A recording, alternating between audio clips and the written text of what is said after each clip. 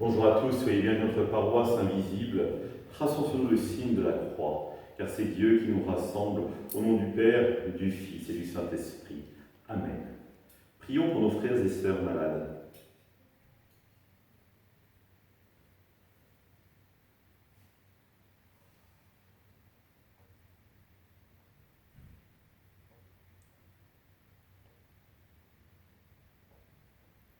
Prions pour les soignants et tous ceux qui œuvrent pour le bien commun.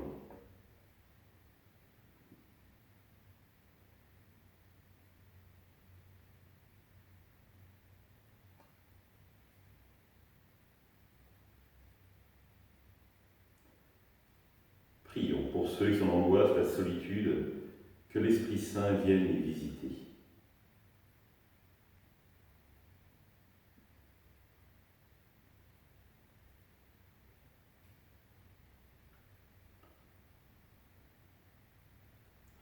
Dans l'évangile de Matthieu. Partant de là, Jésus se retira dans la région de Tyr et de Sidon. Voici qu'une Cananéenne venue de ces territoires disait en criant « Prends pitié de moi, Seigneur, fils de David. Ma fille est tourmentée par un démon. » Mais il ne lui répondit pas un mot.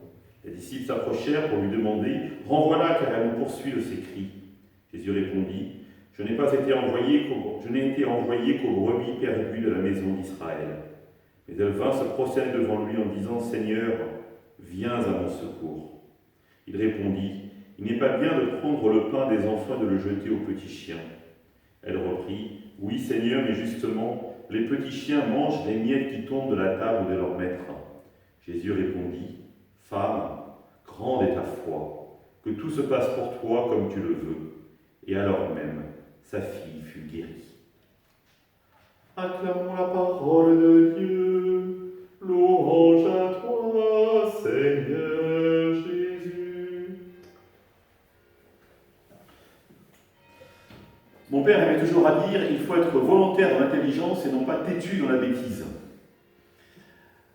C'est exactement ce qui se passe avec cette femme. Elle est volontaire, elle a une idée en tête, sauver sa fille. Sa fille, celle qu'elle aime de tout son cœur, puisse être guérie. Et il n'y a pas 36 solutions à ses yeux, ça ne peut être que Jésus. Et là on voit, elle met des moyens disproportionnés, on pourrait presque dire, pour obtenir cette guérison. Elle poursuit Jésus. Elle le demande, elle lui crie à haute voix des choses, si bien que ça finit par lasser même les apôtres. Qui disent à Jésus, bon allez, chasse-la et puis c'est bon. Et ce qui est intéressant, c'est que Jésus ne la chasse pas. Alors qu'au départ, il la laisse, il ne répond pas, il rentre dans un dialogue. C'est-à-dire qu'il la reconnaît comme personne souffrante. Et dans ce dialogue, les deux vont évoluer. Et c'est ça qui est très intéressant. C'est-à-dire qu'on pourrait dire, Jésus peut-il évoluer? Oui, on le voit dans ce dialogue finalement, comment progressivement la femme, en parlant de sa détresse, en parlant de son amour, en parlant de sa foi, va toucher le cœur de Jésus.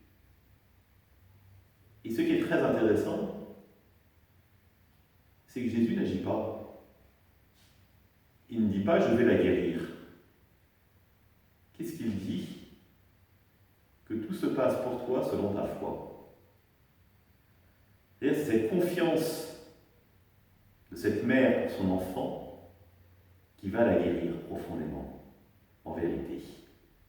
Le Christ ne sera là, on pourrait dire, comme médiateur, comme attestateur, comme révélateur de cet amour de Dieu pour cette femme et pour sa fille. Et cela nous interroge sur notre propre foi à nous. Est-ce que nous avons la confiance de cette femme? Est-ce que nous sommes prêts à poursuivre Jésus, à le suivre, à crier à haute voix combien il est important pour nous? Parce qu'il y a quelque chose d'essentiel pour la femme, la guérison de sa fille. Et pour nous, si le Christ est si important que nous le disons, s'il est véritablement notre Sauveur, celui qui nous aime, celui qui fait tout pour nous, qui donne sens à notre vie, sommes-nous prêts non pas d'abord à marcher à sa suite, mais véritablement à la poursuivre, pour lui dire en permanence, sois plus agissant au cœur de ma vie. Ou plutôt, en le poursuivant, aide-moi à me laisser agir, à te laisser agir au cœur de ma vie. Aide-moi à te laisser agir au cœur de ta vie. Au cœur de ma vie, pardon. Moment important, parce que c'est la plus belle des confessions de foi que nous puissions faire. C'est la plus belle manière de dire à Dieu que nous l'aimons, en le laissant agir en nous. Alors aujourd'hui, réfléchissons à une chose où nous disons, tiens, je vais la faire à la force de mes poignets, avec ma volonté. Et peut-être nous interroger, de se dire, tiens, si plutôt je laissais le Christ agir en moi, comment je vivrais cette chose que j'ai à vivre? Certainement différemment.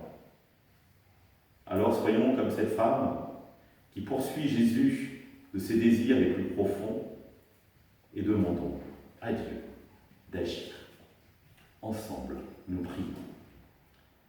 Notre Père, qui es aux cieux, que ton nom soit sanctifié, que ton règne vienne, que ta volonté soit faite sur la terre comme au ciel.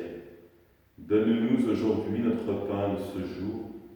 Pardonne-nous nos offenses, comme nous pardonnons aussi à ceux qui nous ont offensés. Ne nous laisse pas entrer en tentation, mais délivre-nous du mal. Amen. Que le Seigneur nous bénisse, nous accompagne notre journée, nous garde dans la paix. Au nom du Père, du Fils et du Saint-Esprit. Amen. À demain.